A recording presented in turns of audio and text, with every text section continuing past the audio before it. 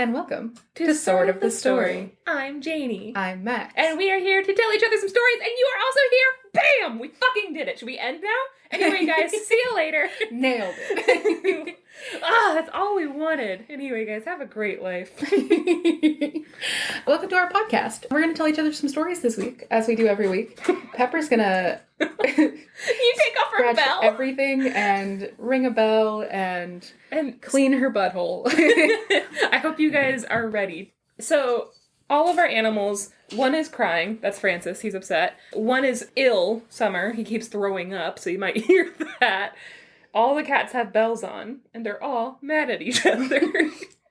And also, you are here. It's a tricky day here in the Higgins Brown Robidoux household. Yeah. Our sound studio, our very professional sound studio. God, you know what? I just wish these interns would get their shit together. Should we start recording in the attic? Oh my god, no. With all the crutches? I don't think so.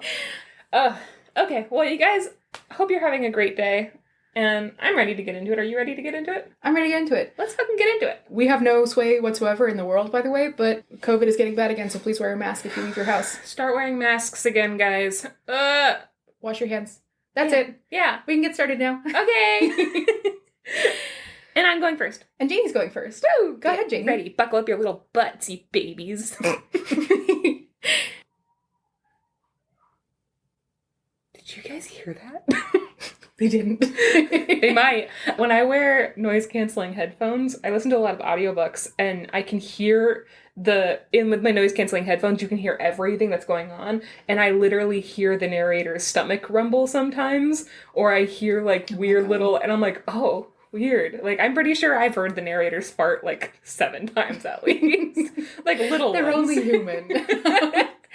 I'm like, I wish you hadn't done that in my ear, boss.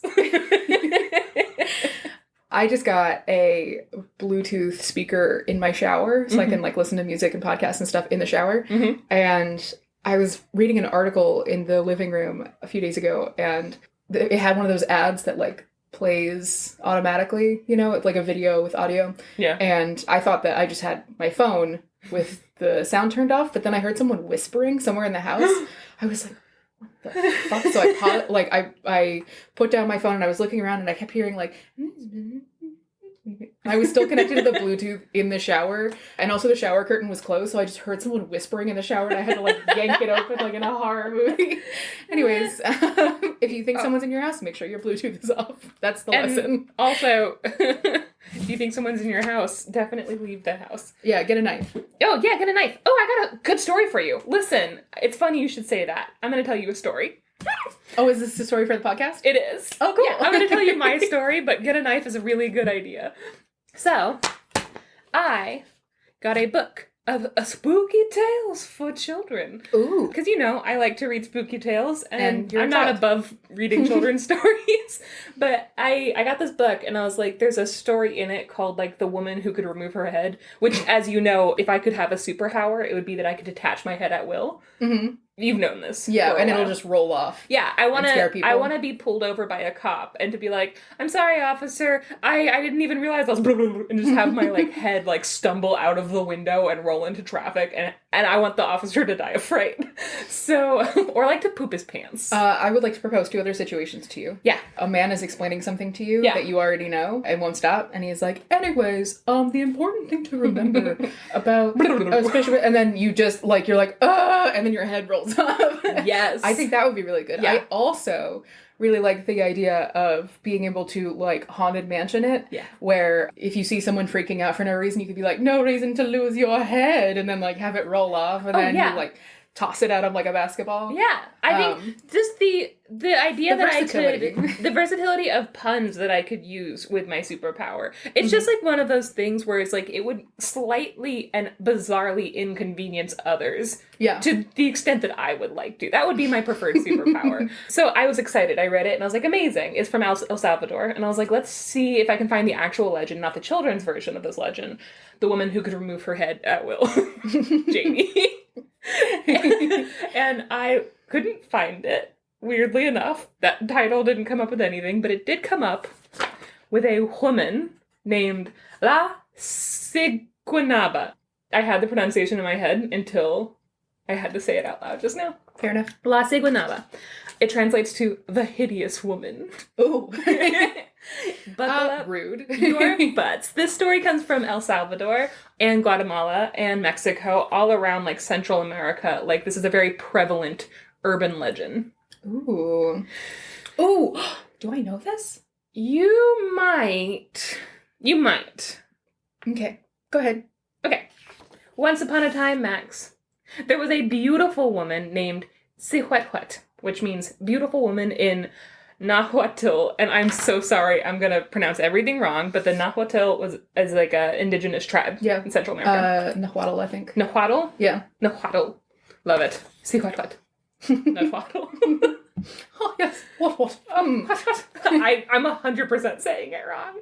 So one day, Sihuethuet goes to a bruja, and she begs her to please help her attract the attention of the Nahuatl Prince Yesun's attention. Right? She's like, I'm beautiful. We would make a good match. I want power. Give me the power. And the bruja's like, okay. So she does it. Sure. Yeah. All right. I just work here. I don't know. This is like your local CVS. You want a spell? I'll give you a spell. Have it your way. Isn't that Subway? This is a Subway. Burger King. Arby's. This Arby's, we have... Where's the beef? No! Stop it!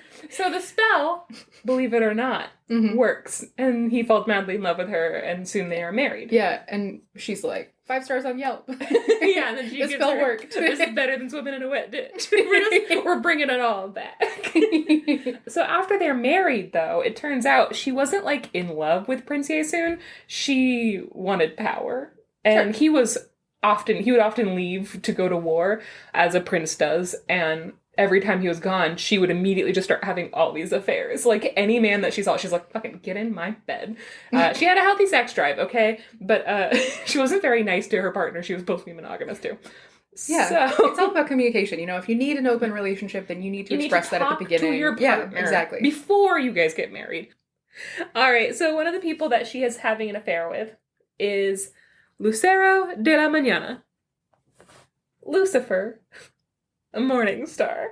Oh, God. It sucks because we had to shave off 5 minutes of this, guys, because the animals all started throwing up and screaming at the same time. And so, before that, you should know that I said that originally, and Max worked her way very beautifully into the translation of this. Yeah, it's like light of the dawn or light of the day. Yeah, but now it's gone. So just know Max did know that. Rip. I didn't have to tell her. She worked it out and it was good. You guys also missed a sick backflip that I did that we caught on audio. Yeah, it was... We had to remove that because it was kind of hard to tell what was going on in the audio. You just heard like... I mean, I just did it again. So. Oh, yeah. There you go, guys. My sick-ass backflip. Okay, so obviously this is super hot, right? She's fucking the devil. I don't know if he's the same in this. I'm not gonna lie. It really threw me off that suddenly, like, Lucifer Morningstar is in this story. This shows you how the urban legend, I think, has evolved. Yeah. Considering it started out in, like, ancient Nahuatl lore, and then all of a sudden now Lucifer's there fucking shit up. Like, come on, dude. Yeah. But this is obviously a super hot, very cursed union, and it results in a bebé. And they have a son, and his name is El Cipatillo. And Sihuethuet is a terrible mom. That's gonna surprise you, but she's not good at this. And just as she kind of neglects her marriage, she also neglects her child. Sure. Yeah. We're gonna go into him a little bit more, but, like, he has a really sad, lonely life. And... Cool. We feel bad. I feel bad for him. Also, his name is Cipatillo, Cipitio, but they sometimes call him Cipatillo, Cipittillo. Little Cipatillo, which I think is kind of cute. Okay, so the legend splits off into 2 different versions, some from El Salvador, some from Guatemala. I'm going to be telling you my favorite one from El Salvador. Sihuethuet falls in love, basically, with Lucero. She's like, you should be on the throne. What I'm going to do is I want to kill my husband, Prince Yunhui. Yunhui? Prince Yun... Stop. Yesun? Notes. Is it Yesun? Mm-hmm. Prince Yesun. So, don't read my notes. I'm really sorry. You can't help it. Okay, but she's like, I want to kill you soon, and I'm going to be on the throne for a bit, and then I'm going to kill you soon. I'm going to kill you soon. Watch out. Coming this summer. To ABC Family. Oh, nice. I'm going to kill you soon. I'm going to kill you soon. But she's like, I'm going to kill him, I'm going to be on the throne for a bit, and then I'm going to tell everyone, like, oh, it's time for me to get remarried. What if Lucifer's on the throne? And everyone's going to be like, yay. So that's her plan. So she goes back to the Bruja, and she's like, I need a potion to kill him now. And she's like, didn't you just get a potion to make him love you? Like, what's up? But this is CVS Have It Your Way. So she makes the potion. She makes the potion. That's the tagline. That's the... Also, kids, you can't just have a potion solve all your problems. You have to solve at least one problem in your life without a potion. I'm just gonna... Okay, well... I disagree. Go to your Bruja. So basically the rules are, here's the potion. There's this huge festival coming up. I don't know what festival it is. I did try to find it. This huge festival is coming up, and she's like, kill him there so that there's lots of people around, and obviously there's lots of witnesses, I guess. Mm-hmm. And so that's the plan. But this Bruja either severely fucked up or she lied. Because Yesun does not die. Instead, he drinks this potion, turns into a horrible, horrible monster. He gets like 100 feet tall. He grows 2 heads. He has like snapping jaws and like a long tail. Actually, now that I'm saying it, he's really cute. But just a dragon from Dragon Tales. Isn't there a 2-headed dragon? There is. They're twins. Is this just the Emperor's New Groove? This is just Dragon Tales. Oh. It is. He kills everyone in attendance. He's like, this is a nice little buffet for me. Dragon Yesun. And he kills everyone in attendance at this festival. He destroys everything in sight. So like all the Macy's Day Parade floats that they have at this festival, he's like tearing them down. He is destroying all the temples, all the buildings. Like, he's just a monster. And Max, he eats all the food. No. I know. Weirdly, that one stuck out a lot. I mean, he's eaten all the people already, but then he goes and eats all the snacks too. Like, come on, Yesun. It feels like he should have started with the snacks. No. Right? No, he's like in a little after dinner treat for Yesun. So... I mean, it was just going to go to waste. I feel like that's... So now everyone's dead, which I'm like, how does the story not just end here? Like, everyone's dead. Except for the guards. So the guards have been, like, fighting him off, and they are very tough, apparently, because they do manage to kill this 2-headed monster. So what you're telling me is that all the people who live in the town are dead, but the cops are fine? Oh, suspicious. It seems to me like they are doing their job. No. No, they did a bad job. Defund but they do the Palace Guard. So they do kill him.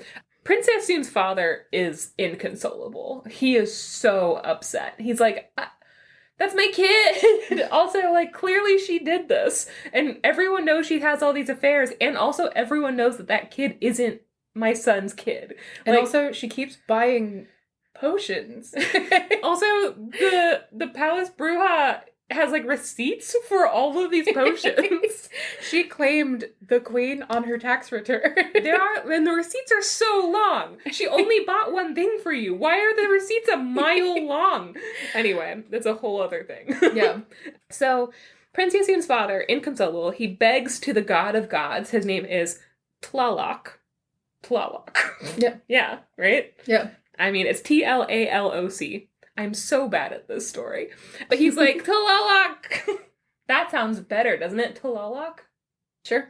Avenge my son! And Tlaloc is like, obviously not pleased with Lucero. He's like, I already kind of fucking hate you, dude. Like, and now you're fucking shit up this bad. So he decides, like, I'm gonna punish Lucero. And I'm going to use this woman, Siguanaba, I'm going to use her as my way in to punish him. So what he does is he turns Siguanaba into La Siguanaba, which means hideous woman. So she went from being very beautiful, and now she is terrible. Then she is basically cursed to wander the world. She has been separated from her son. We'll get to her son in a minute, because obviously that's the result of the union between Siguanaba and Lucero. Mm-hmm. He was not left alone. But she is cursed to wander the world as a very specific type of monster. So, Legend says she is almost always seen by men traveling alone at night. And some says she's also seen by men who cheat. It seems like the Mexican version of the story. It's very specifically like adulterous men or kind of lecherous men see her. Others say that she sometimes appears to children, which is very specific. When they see her, they always see her from behind first. And she is completely naked. The gasp! Nude. And she combs her hair. She has this long, beautiful black hair. She has the most beautiful body. And sometimes, a lot of times, she'll appear as somebody you know, right? So for men, it's like their girlfriend or their wife, or maybe in Mexico, it's like their mistress, or just like a hot, naked lady. To children, she appears as their mom. And so they just see their naked mom, like, brushing her hair in the woods, and they're like, what? What are you doing? Mom. Hello? This is embarrassing. Mom. I'm hungry. Can I have some chicken nuggets? My brother won't share the PlayStation with me. You think you can? Anyway, it's just them. Mom, can I watch TV? Hello? Can I have a snack? Okay. Chocolate milk woman, now. And then they died because they were rude. So she's completely naked. She combs her long, beautiful black hair, right? And she kind of hums this like haunting song. And so it's really alluring, right? So these men will kind of like walk up to her and be like, what's up? Do you want to hang? I don't know. But when they... You know how men hit on women? Yeah. What's up? Do you want to hang out? They don't realize their mistake that they are making until they get too close to her to run away. Because once they get close enough, she will turn her head at an inhuman speed, and they'll realize that from the front, she is hideous. She has the face of a horse. Or an actual horse face. Or sometimes it's like a horse skull, but it's just like, just this really like jarring, scary horse-faced woman. It's really rude. It sounds like a 90s comedy special. Like, and she's got the face of a horse. Why the long face? What? That's what they say. So she's got the face of a horse, like a messed up horse. Like, sometimes it's just a skull of a horse. According to the writer C. Adan Cabrera, she also has, quote, chicken feet, a horse's head, or some other hideous combination of animals, and huge deformed breasts that she beats against stones to terrify her victims. And now I would like to show you a picture of what this looks like. Damn. Yeah, if you saw that in the woods, what would you do? My problem with this is, here's what my problem with this is. Okay. First of all, you can definitely see to them? I mean, and you've described it very well. You can definitely see these chicken feet from behind. That's true. I think when she turns, that's when all of the like it changes? Yeah. Or men just don't pay attention. Also, though, when you said huge deformed breast, I was picturing like round, but they're like long noodles. They're like if you fill an uncooked baguette. If you fill tube socks with quarters. Yeah. Like, that's what this looks like. They are really, really long. Yeah. Boobs. And she bangs them against stones, and they can, like, break boulders and shit. Like, they make loud noises, and they can destroy. You don't want to look at this anymore? I really don't. That's really... Something that I also don't like about that picture is that she has a belly button. Yeah.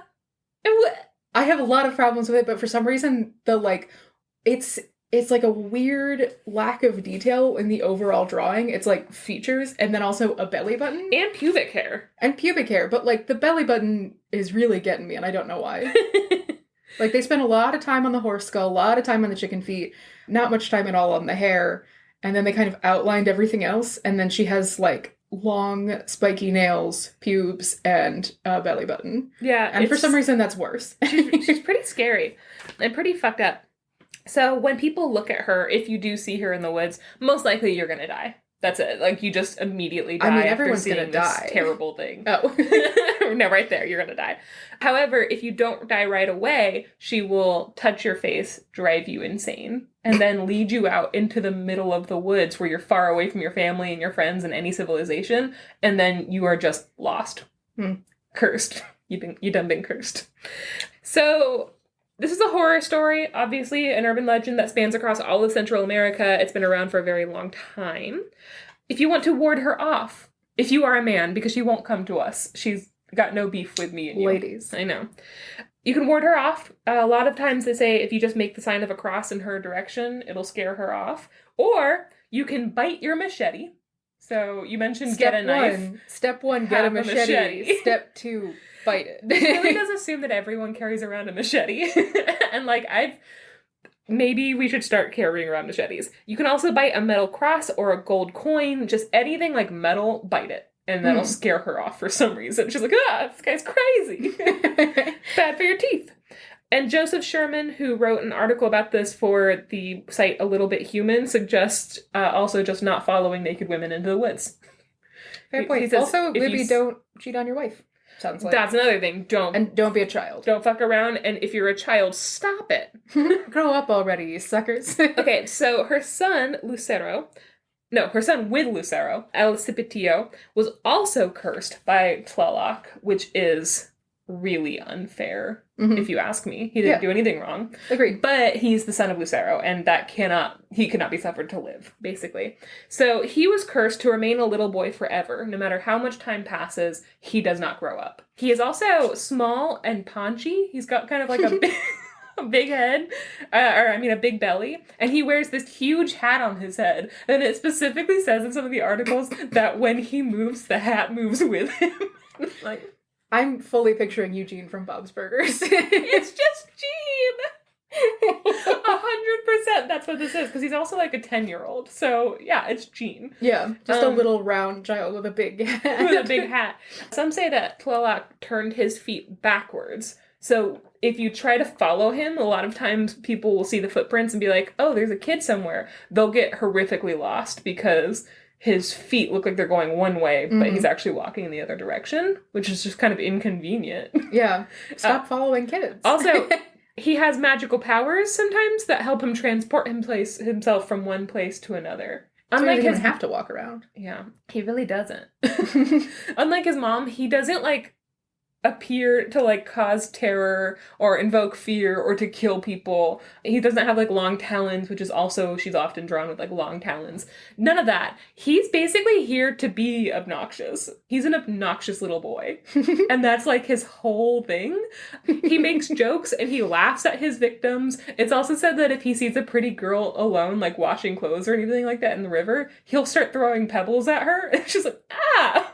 This sounds like it's just a kid. It's just a kid. Yeah. Also, he eats bananas and the remaining ashes from wood rural kitchens. So, he's a brat and I really like him. Yeah. But also, El Cipitio, I feel like people, if you did grow up with this legend, you're going to be like, Janey, you're really not making him sound scary enough. Because I do feel like he's one of those horror stories that you tell little kids about. I know she for sure is. Yeah. The fact that she appears to children at all is wild. But I can't find anything about him that isn't just, oh, he's kind of a brat. What the hell? So there is this, I'm going to link this in the show notes, but C. Adan Cabrera wrote an article called, or a story called La Siguanaba on the website Spanglish Voces.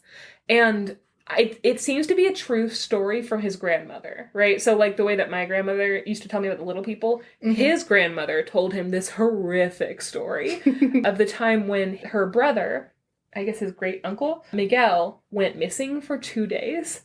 She had gotten a fever. Usually she was the one that would go down to the river and fetch water with her bucket, but she'd gotten a fever, and so they sent the 16-year-old Miguel down to the river. And then he just didn't come back. And they were like, oh no. So they searched for him. They were panicking. They're like, what happened to our kid? And then 2 days later, they hear screaming coming from the woods, and they end up finding him. He is soaking wet. He is covered in just claw marks and bruises. He's bleeding. He's pissed his pants a bunch, so he's also just reeking of urine, and he's not talking at all, but every once in a while he'll just start screaming again. And so in the story he writes about how they had to bathe him, and the grandmother remembers this really vividly. She's like, we had to bathe him which was really awkward because it's my 16-year-old brother, but like literally he was just catatonic. Like, and they were having to like, even as like he had been gone for 2 days, but even as they were trying to like, you know, clean him up, his wounds would open again and start bleeding, and they'd be like, what the hell happened to him? And then the only way they knew that he was still alive is because they could see him breathing, but he just laid like that for a couple days.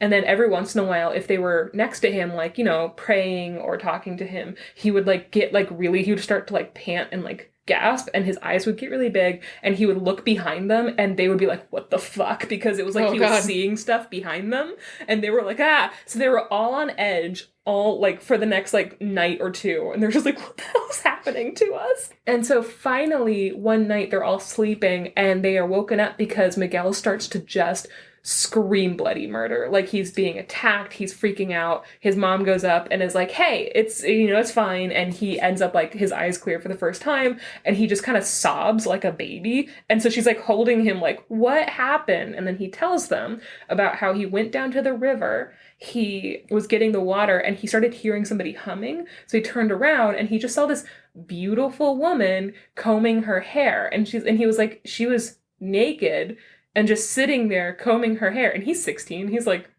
sup? Yeah, babes. Hello. What's going on? And so, but he kind of stood up and was like, hi, are you okay? And, you know, obviously, like, also she's like singing the song. He's like in a trance, right? Mm-hmm. But as he kind of walked up to be like, are you all right? She turned her head around, snapped it back, and it had like a horse head. And then she just started to this freaked me out. And also, again, this isn't for children, but she started to scream, Dame Miguel, which means fuck me, Miguel. And then she just chased after him, like clawing at the ground, running on all fours towards him, screaming, fuck me, Miguel. And he was like, no! So he did have a machete. He ran back, grabbed his machete, but like legitimately, she was so fast, all he did was run. And so he's running through the woods, right? And he's screaming. She's chasing after him, screaming, fuck me, Miguel, which is terrifying. Yeah. And he makes it to the edge of the woods. He sees their house. He's like, I saw our fence. And then his mistake that he made was he turned around again because he was scared and she was following him. So when he turned around again, she caught up to him. Mm. And then he's like, and then I heard this horrible, horrible sound. And then I realized I was making the horrible sound. And then I ended up here. Oh my God. Yeah. And Ciudad Cabrera writes this in a really heavy detail. Some of the detail is a little too much, to be honest, for me. Mm. Some of the sexual stuff, I'm like, hey, did your grandma Think really... about this less. Did your grandma really say all this about her brother? But like also, it doesn't matter. He's a phenomenal writer. So I'm going to link that story if you want to be completely just creeped out of your mind. That's a really good one. And then one last picture, which you already kind of got to look at. This one is a woman's face that has a horse's face, like, erupting from it. Mm-hmm. So, like, her face is splitting in half and a horse's face is coming out of it. It's really upsetting. Which one is worse? But definitely the other one. The one with the long, dangly boobies? No, the other one. So yeah, that is kind of the mythology behind La Siguanaba. And if you see a naked woman in the woods in Central America, don't follow her. Or like, you know, definitely do try to get her to a safe place because she's not a monster, guys. Yeah, but also have a machete. Yeah, but also just in case bite a machete. Yeah. That's really interesting. That reminds me a lot of, there are some Japanese yokai and Korean ghosts who have similar things. Like, there are lots of, like, ghost stories, especially in urban areas, where the story will be like, oh, there was a woman and her husband left her for someone else, and so she threw herself off of a building. And now when you see a woman walking alone at night, she'll, like, ask you, like... La Llorona. Yeah, there's La Llorona. There's also Tamama no Me in which it like there's just a massive like collection of different things of these women who you see them at night, and if you don't treat them the way that they ought to be treated, you will end up dead. And there's also that like turn around and jump thing where it's like from behind it looks like a normal woman, yes, and then she turns around and like Tamama no Me is the slit-mouthed woman. No, Tamama no Me is the fox spirit that I talked about. Oh shit. But yeah, you're talking to Kitsuna? No, oh crap, what's her name? I don't know, Cryptid Keepers did an episode about her, but it's the slit-mouthed woman, and she turns around and she has like a Glasgow smile. Yeah. It's terrifying. Yeah. But also it's the idea of using sexuality to tempt men in and then punishing them for it is a big one. I did see somebody in another one of the articles, I'm not going to remember who it is, who was talking about, like, it's pretty weird considering she was the one having all the affairs, and in a lot of the myths, like the different versions of the myths, and a lot of them, that's why she's punished, is because she's having so many affairs. So it's the idea of, like, punishing a woman's sexuality, and then she's now showing up and killing men. It's just, like, there's a lot about it where you can track certain themes. Some of it doesn't add up, you know? Yeah. The fact that the little boy was punished too really bothered me, but I love the idea of this impish little spirit that's just, like, throwing rocks at pretty girls. Yeah. Like, causing all sorts of weird havoc. Yeah. Yeah, I was definitely, when you started telling the story, I was definitely thinking of La Llorona, and there's also, there's a convergent urban myth of a woman in a white dress who just appears and, like, cries, and she's sort of a harbinger. Right? I think it's different, but that's I'm another thing. Women yeah. crying in white dresses is another thing. Just women in the woods. If you see a woman in the woods, don't stop. That's not true. That's bad advice, true, guys. Yeah, this is only if you, for some reason, really believe it's a cryptid. Just be careful out there. Yeah, that's all. Yeah. Also, please go read the article. He did a fantastic job, and it's really fun to read people's stories from their grandparents. Yeah. Mm-hmm. That's a good one. That was scary. Thank you. Oh, spooky. It's spooky. Awesome. Let's take a very, very brief break. Sounds good. Bye, guys. Bye.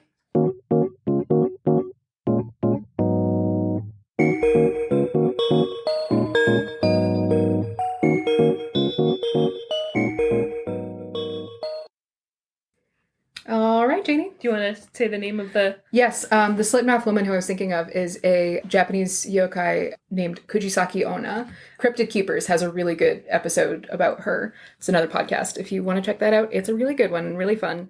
But today, Janey... Yes, Jennifer, Max.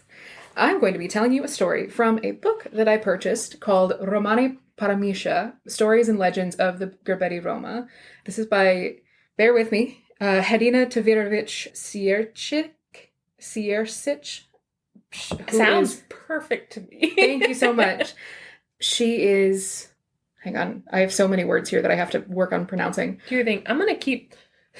I'm having a hard time. The sun is going to go down in, like, just a few minutes, but at the moment, it's literally directly in my eyes, and I feel like I'm like, I can just...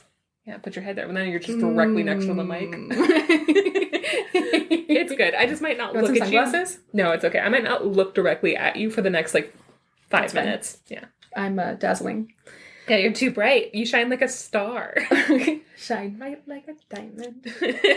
All right, so Hedina Tvirovich Siercic is a Bosnian Gerbet Romani, which she's from Bosnia. Her family's from Bosnia. She, I believe, currently lives in Canada. Oh, she's still alive. Yes. Okay. Yes, she is. And she is of a subgroup of the Romani called the Gerbet or Gerbeti peoples.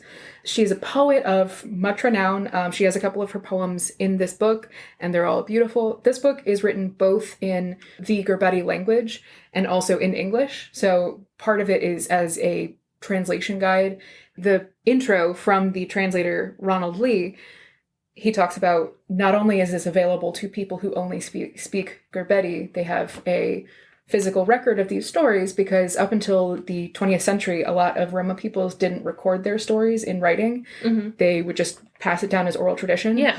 So not only that is why it's recorded in Gerbeti, but also because the Gerbeti language is very rarely spoken. So this is also kind of like if you wanted to learn Gerbeti, this is a good way to do it. Nice.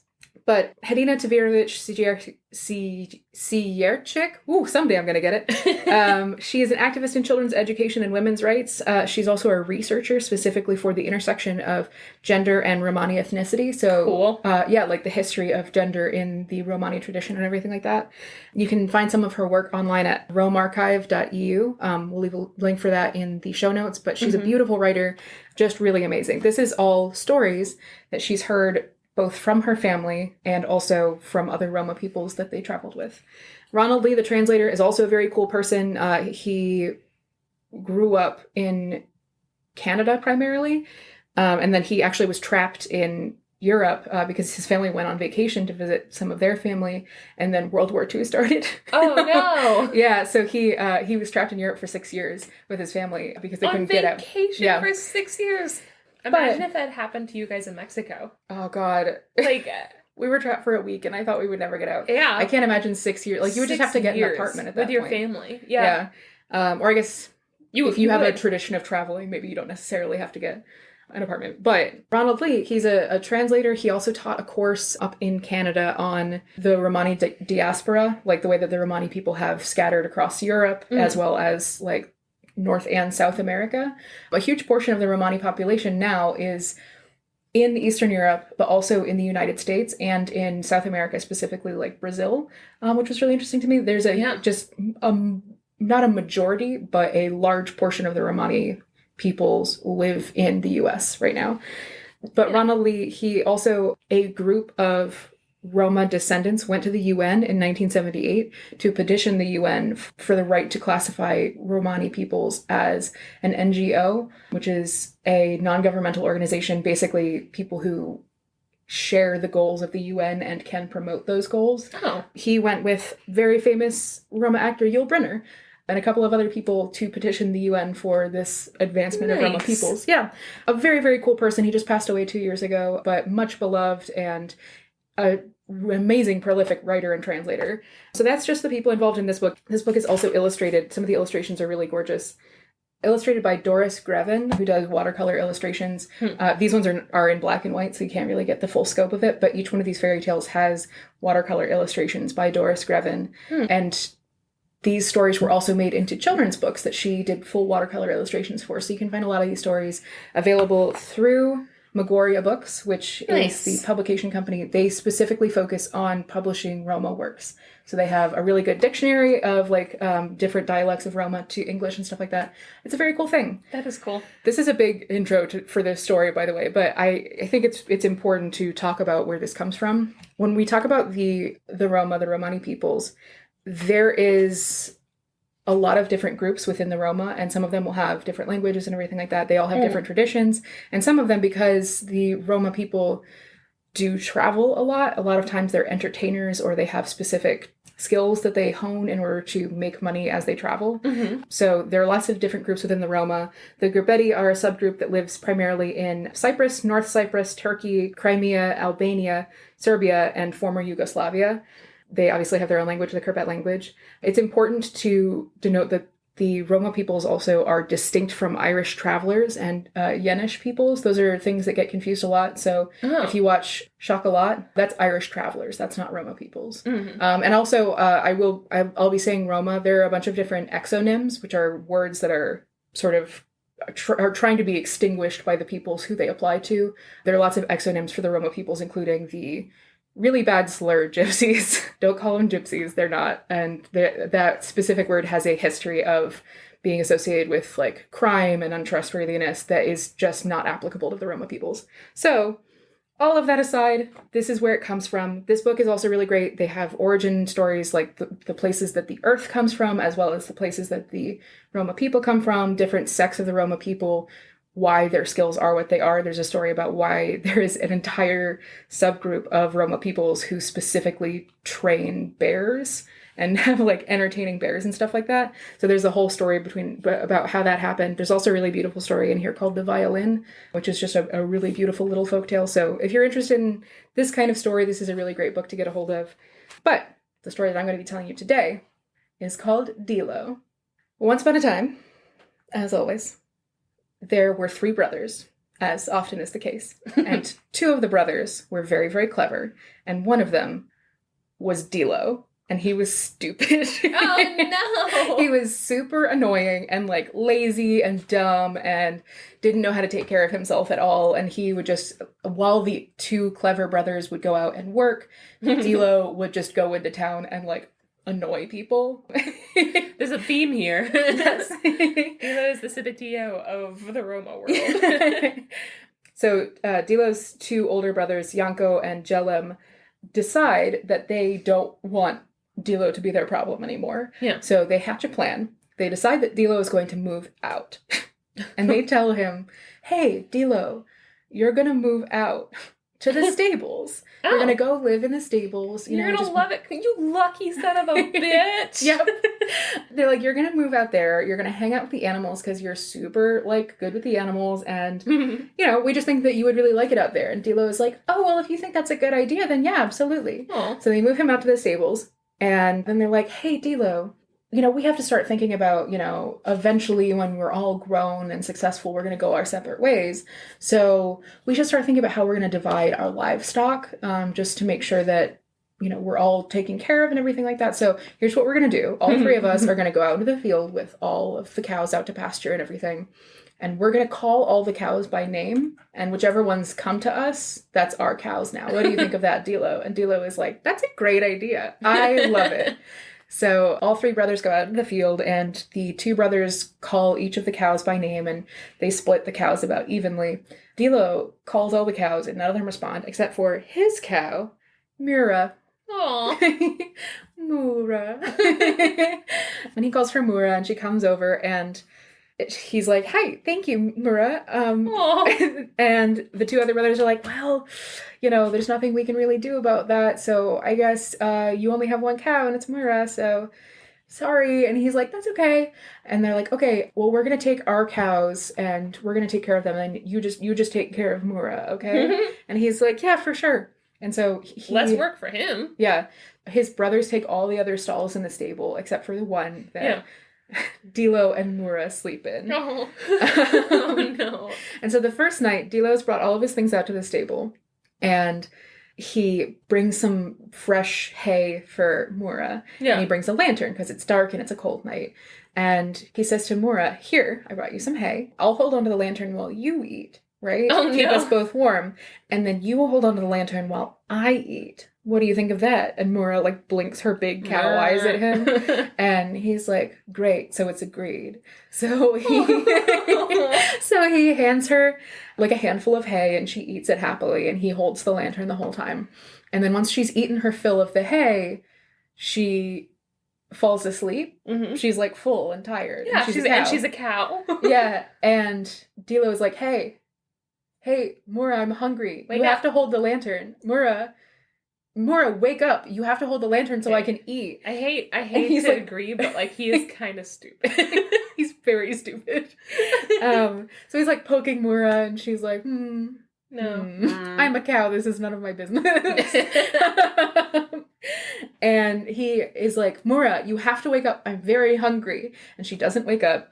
And finally, he, like, slaps her on the butt, and he's like, Mura, wake up. I'm hungry. And she turns around and, like, grunts at him and then goes back to sleep. Mm-hmm. And a little content warning for you guys. Animal violence. He slaughters her.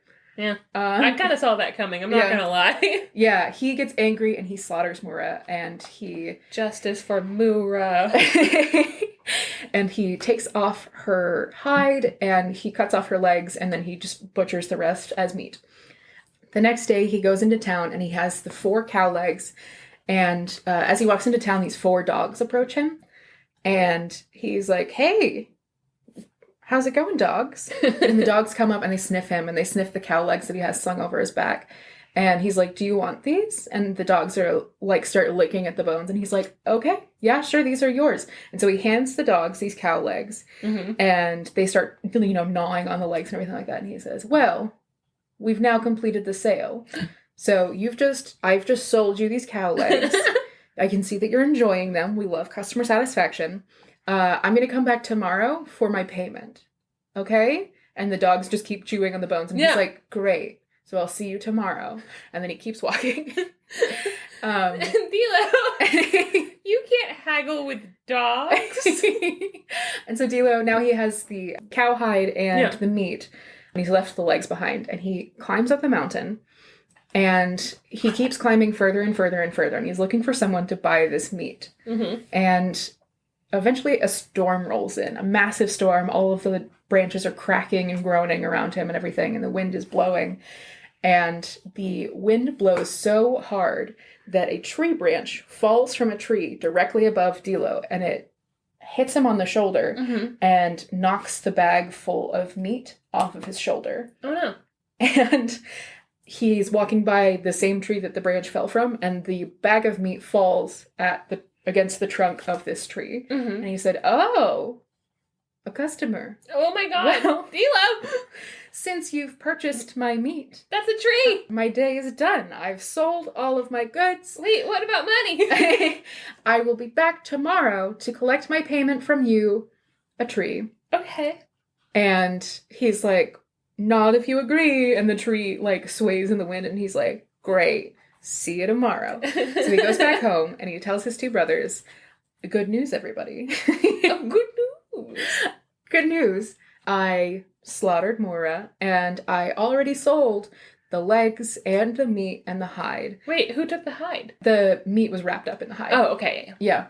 And he's like, "I already sold all of them." And they were like, "Oh, who did you sell them to?" And he was like, "Well, some nice dogs took the cow legs. And then I went up the mountain and I sold the rest." And they're like, "Oh, good for you, Dilo. That's definitely going to work out for you." So proud. Get back out to the stables now. We don't want to hang out with you. So he sleeps the night in the stables, and then in the morning he wakes up and he has a big empty sack over his shoulder to collect all of his money. And he just goes straight up the mountain. I don't know why he doesn't collect from the dogs. It's not mentioned in the story. Maybe he can't find him. Maybe. They're off purchasing other food from other people. And by purchasing, we mean stealing. Yeah, looking at the food and it being given to them. Yeah. Dogs. So he goes up the mountain, and he goes to the same tree, and he sees, like, the bag of meat at the base of the tree, and he's like, "Great, I see you're enjoying your purchase. I'm here to collect on your debt." And the tree doesn't say anything, and he says, "Tree, no, don't be difficult. We agreed yesterday that you were going to pay me today for all this meat." And the tree obviously doesn't respond because it's a tree, and he says, "Now look, tree, I'm not happy with this. I'm not happy with you. This is not the way to do business.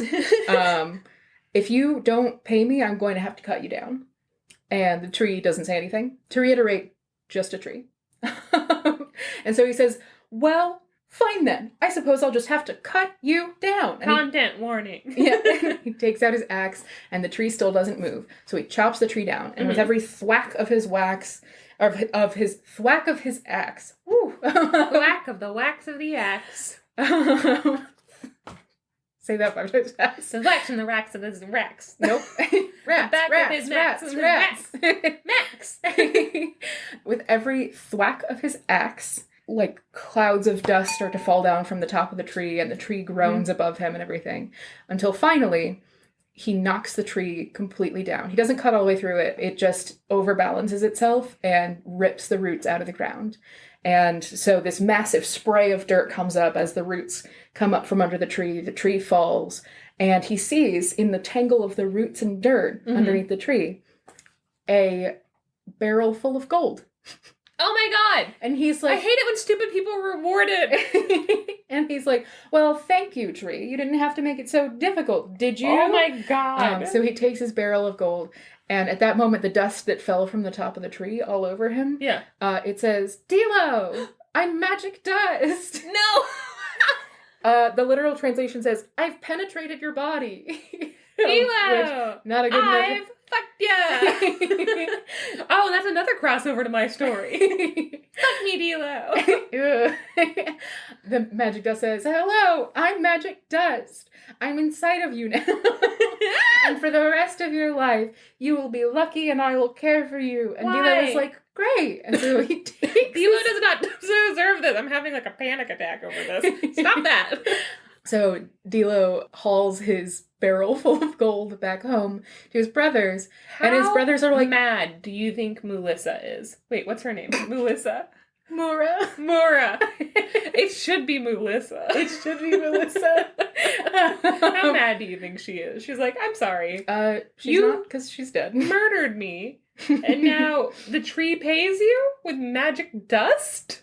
Doesn't seem fair. No, doesn't seem fair. But he hauls this barrel of gold back to his brothers, Yanko and Jelim, and they see this massive barrel of gold, and he's like, "Brothers, I've collected on my debts." And his brothers are like, "What the fuck?" I agree. And they're like, "Dilo, how did you get all of this gold?" And he's like, "I'll never tell. I killed Melissa." And so he goes to bring his gold over to the stable where he's staying. And his two brothers are like, where the fuck did he get all that gold? Like, he's not smart, and that cow was not worth that much money. Like, he didn't earn that gold. We've earned that gold. We've worked hard. No. We should just steal it from him. Like, he probably won't even notice because he's so dumb. He is dumb. Meanwhile, Dilo, who is newly anointed with magic dust, is lucky enough to hear his brother's scheming about stealing from him. So he comes out and he says, you know what? I was just poring over my new hoard of riches, and I realized that, I should be taking care of my family. So here's what it is. I went up the mountain, right? And there were people up there. They bought the meat. They said that they need lots more meat. And they said that if I brought them more, they would pay me the same amount and everything, so we could get a bunch more gold. And the brothers are like, great, awesome.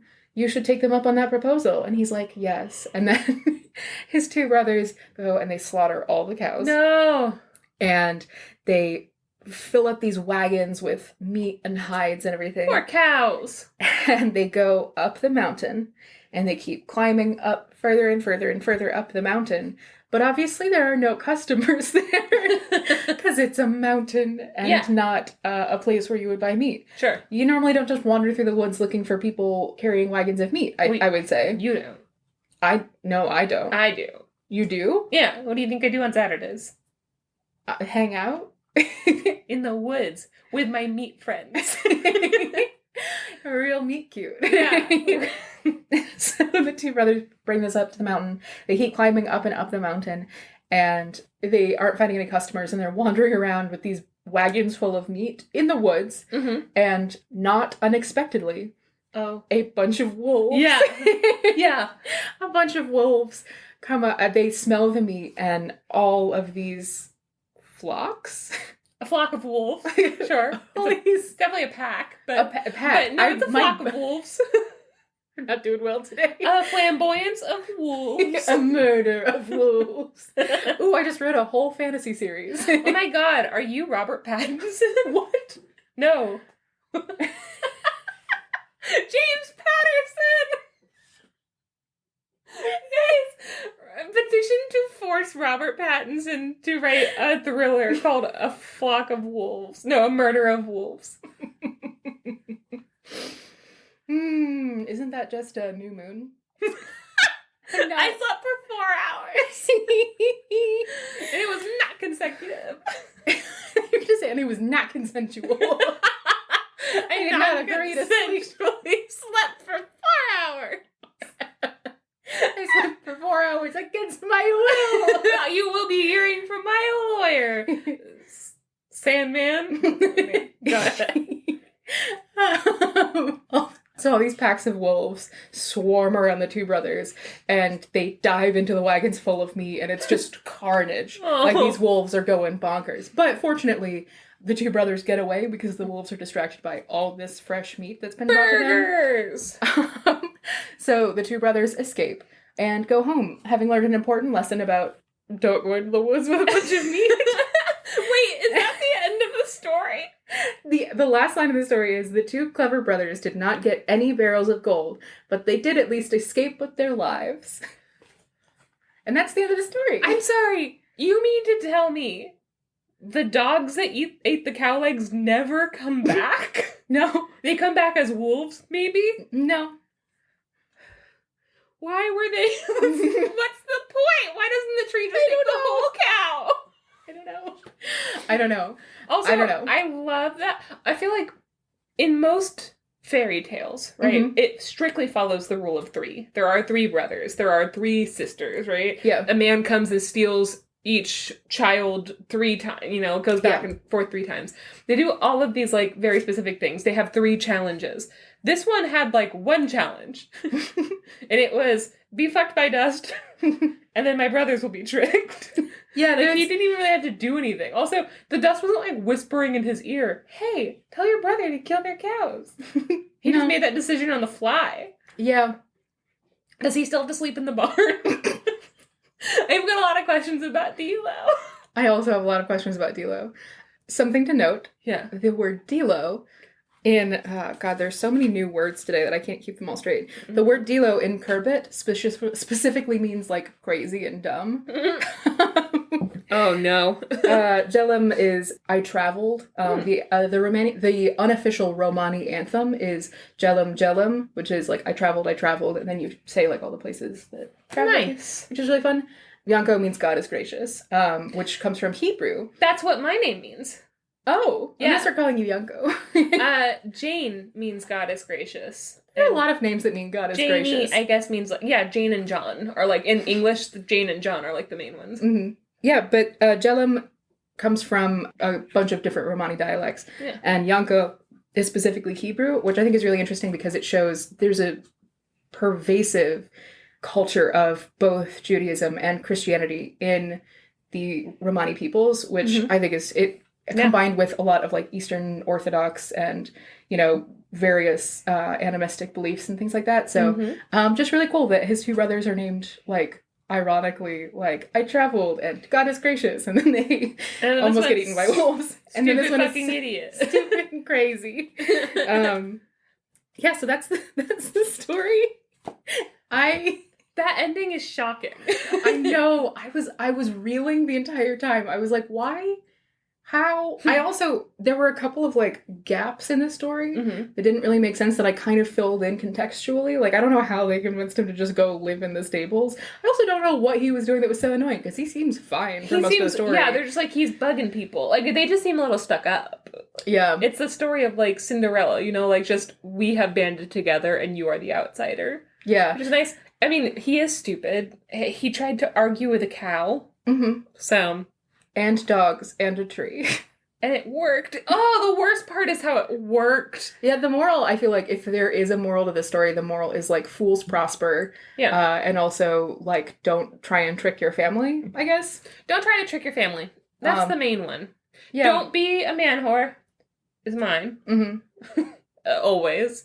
Sure. And, don't trick your family. Don't trick your family. And also, if you're dumb, you'll be better off in life. This is kind of a short little episode, so I got a little bonus story for you. Okay. It's called The Violin. It's from the same story collection. I mentioned it earlier, but it's just so pretty that I decided to tell it anyways. There's a girl. She's in love with a boy, and he doesn't like her. So she goes to the devil. Sure. Yeah. She says, hey, the devil... Hello, Lucero? There's a lot of crossover in this. Crossover. Go ahead. Hey, the devil, can you make this boy pay attention to me? And the devil's like, sure, but you have to sacrifice your whole family. And she's like, okay. So she has a mother and a father and 2 siblings. She sacrifices all 4 of them to the devil to get this boy to pay attention to her. The devil turns her 4 family members into the 4 strings of a violin. Oh. And then he's like, cool, good luck. Does she play the violin? No. Okay, so I know you're going to tell the rest of the story, but if this was me, the devil would be like, here's your magic violin, and I'd be like, thank you so much. And it would be like...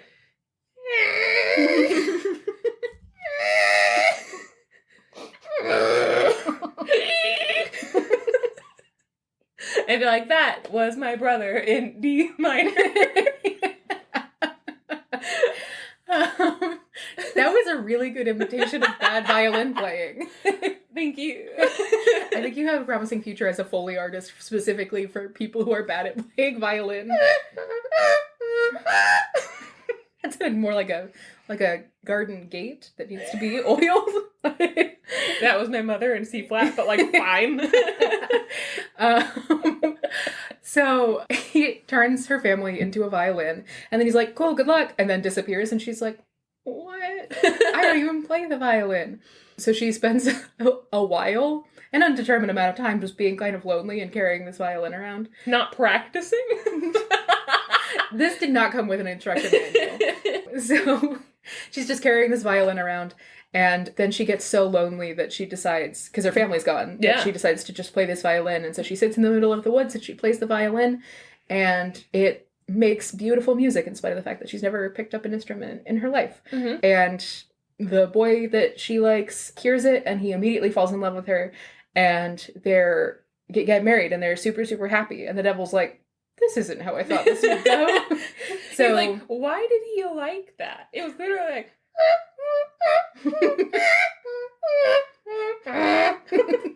That sounded like a... That's fleur-de-lis. That's Claire de Lune? That's not Claire de Lune. That's I don't know, but fleur-de-lis... Fur-Elise. Yeah, I think I said fleur-de-lis. Well, that's what you get, okay, with my violin. It's Florida. That's what you get. Fleur-de-lis. So, and they live very happily. The devil's like, not on my watch. And so he comes up and he drags them both to hell. Oh, why him? He didn't do nothing. And she drops the violin on the way down, and it lays in the woods for a very long time. And then a young boy comes up and finds the violin, and he's like, I don't know how to play the violin, but this looks cool. And he picks up the bow and he plays it, and it plays beautiful music. And that's the story of how the Roma peoples learned to play instruments.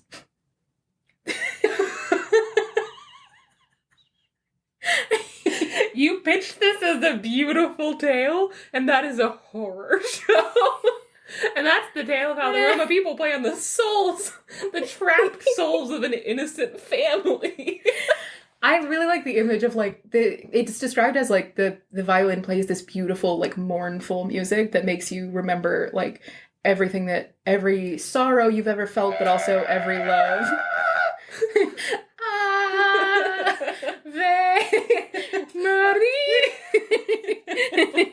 I sure do miss everyone who died. Yeah. I really like the concept of that violin. Yeah. I also really thought it was going in a Devil Went Down to Georgia direction, and I was very disappointed that it didn't. But I thought it was a nice little story. So. And you don't know what happened to that little boy later on. And that little boy, that was Charlie Daniels. Who's Charlie Daniels? The guy who sang The Devil Went Down to Georgia. I know you just picked... And that little boy is John Siguanaba. Wow, not a single last name popped into my head. John Siguanaba. Jonathan Spaghettiwitch. This is a silly episode. I'm so, like, it just all hit me at once. I shouldn't have grabbed wine as my, like, break drink. Yeah, that was... It's bad call on my part. Well, that was fantastic. Thank you for those 2 stories. Yes. Guys, Anytime. We have a Goodreads now. This will be up on the Goodreads. Check the show notes. We'll be putting all of our links and sources there. Check the Goodreads. Follow us on Instagram, Sort of the Story. Twitter, Sort of the Story. TikTok, Sort of the Story. All one word, no punctuation. We are Sort of the Story. I'm sort of, and she's the story. Play us out, Janey.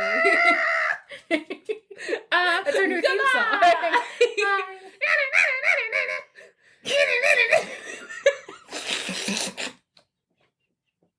Stop recording. Summer won't stop throwing up, and I'm not gonna sleep ever again, I don't think. I just don't think I'm ever gonna sleep again. Yeah. I think, like, the trajectory of this week, I don't think sleep's in the cards for me. No.